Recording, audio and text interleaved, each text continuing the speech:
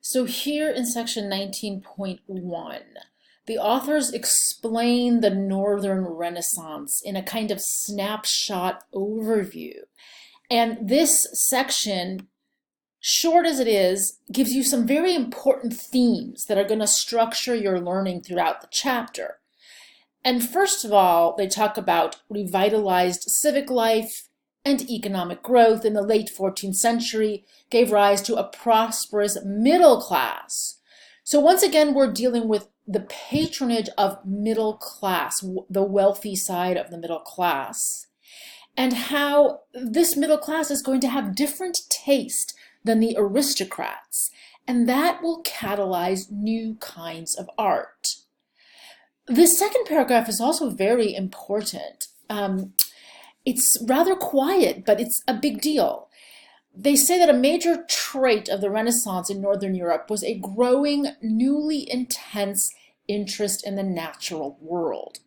You're going to see artists who are starting to actually do close observation of nature. They're scrutinizing people and object. They're looking at the properties of light and shadow. They are observing animals, birds, plants, animals. They're even starting to move toward landscape painting, which we haven't seen at all previously. This is a huge shift, and it is actually over time part of the development of new ways of looking and thinking that lead to science.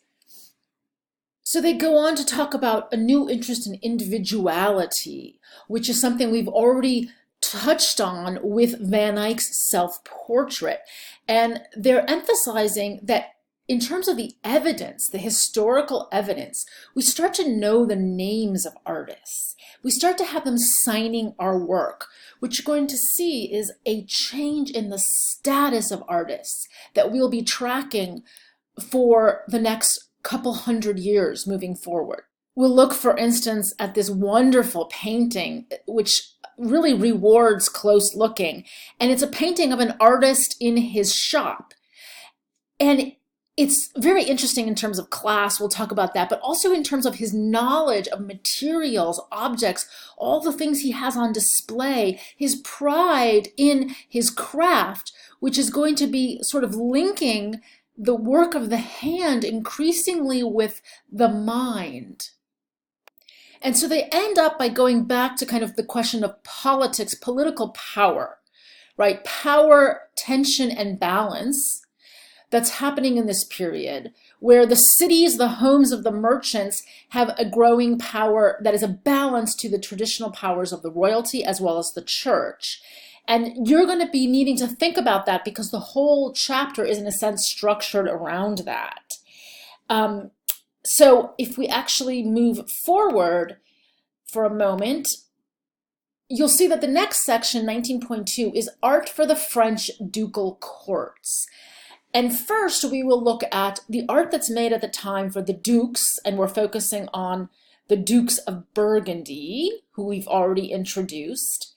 And then the chapter will be looking at these kind of interesting objects moving forward. And then they're talking about painting in Flanders. And you might be thinking, where is Flanders?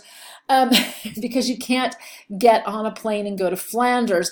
It's the older name for the region roughly that we call Belgium, Luxembourg, Holland.